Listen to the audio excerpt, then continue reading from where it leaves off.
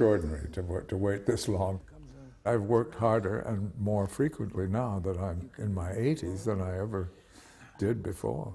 In the future, you'll kindly remember there are certain rooms in this house which are not to be disturbed. He's appeared in more than 90 films, most famously as leading man in The Sound of Music.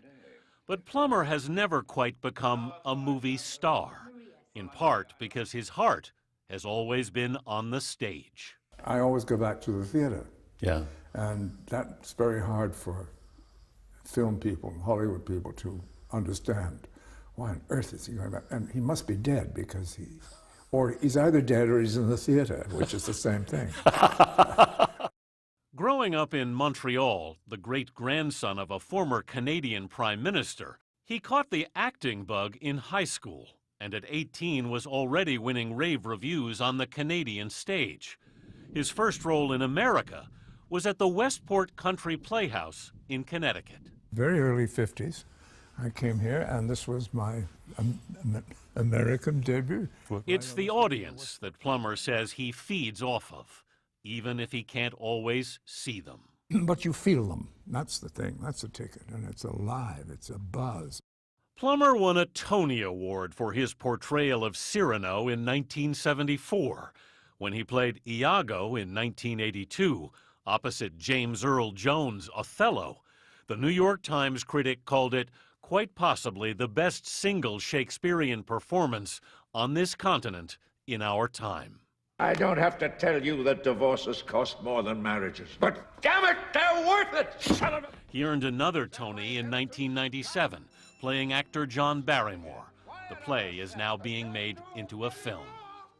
Plummer's home in Connecticut This is me as King Lear. is filled with photographs of his great roles and his great co-stars. And this is Julie Andrews. There is Julie Andrews. For all of the less than nice things you've said about Sound of Music over the years, you've had only nice things to say about Oh, her. well, who wouldn't? I mean, what a professional. I love Julie. Hello? The movie was... There were too many nuns in it, I thought. As Captain Von Trapp, father of the singing Von Trapps, he teaches his children the song Edelweiss. Small and white, clean and bright, you look happy to meet me. Have you ever sang Edelweiss in public after that? Not on your Nelly. You mean you were hoping, for instance, that if things got dull here, I might sing it for you here now? I don't know. It's a wrap. But last year, for the first time, Plummer consented to reunite with the cast on Oprah. That was sweet. I was dreading it, but they paid me to go. I loved what your co-star, Charmian Carr, who played Liesl, said. Did you learn anything from him? Yes, I learned how to drink. I know you weren't initially a big fan of the movie. Listen, I think The Sound of Music, for what it is absolutely wonderful film. I am thankful for it because it certainly helped get audiences in the seats when I went back to the theater. Mm-hmm. That's the blessing. Did you view it as a curse in some way as well? Yeah, because I was immediately cast in all those sort of rather uptight, young, arrogant, leading men. You may call me Captain. Plummer preferred playing character roles, like Rudyard Kipling in The Man Who Would Be King. Don't do it. The odds are too great. Sherlock Holmes in Murder by Decree. Illustrious names indeed. And CBS's Mike Wallace in The Insider. You corporate lackey. Who told you your incompetent little fingers have the requisite skills to edit me? But there was a part that got away. Yes, I do regret that I didn't play the king in Beckett.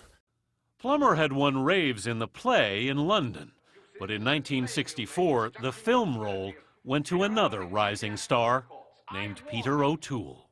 There can be only one justice in this country, and that is the king's. Well, he had just made Lawrence of Arabia, you know, that tiny little film that hardly anyone saw. It's up there with Sound of Music as one of the really bad films of all time. Yes, I love Peter, but the son of a bitch took my part, and I'll kill him. By his own admission, Plummer lived a wild life in his early years. In the late 60s, he met actress Elaine Taylor, who became his third wife. They've been together now more than 40 years. In this business, it's a record breaker. Especially for you, given your early record. Well, I've only been married 3 times. Good God. That's not an awful lot, is it? Well, early on, they were coming fast. Yeah, well, every 5 years.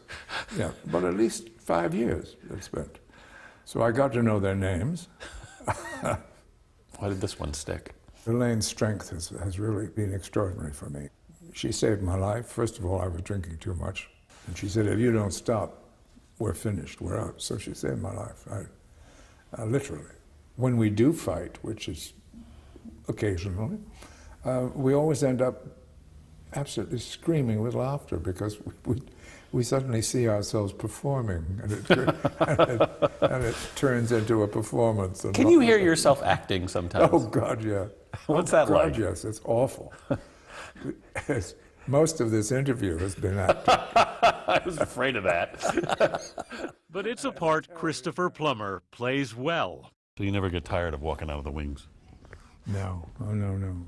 Another fine performance from an actor who at 82 isn't about to leave the stage.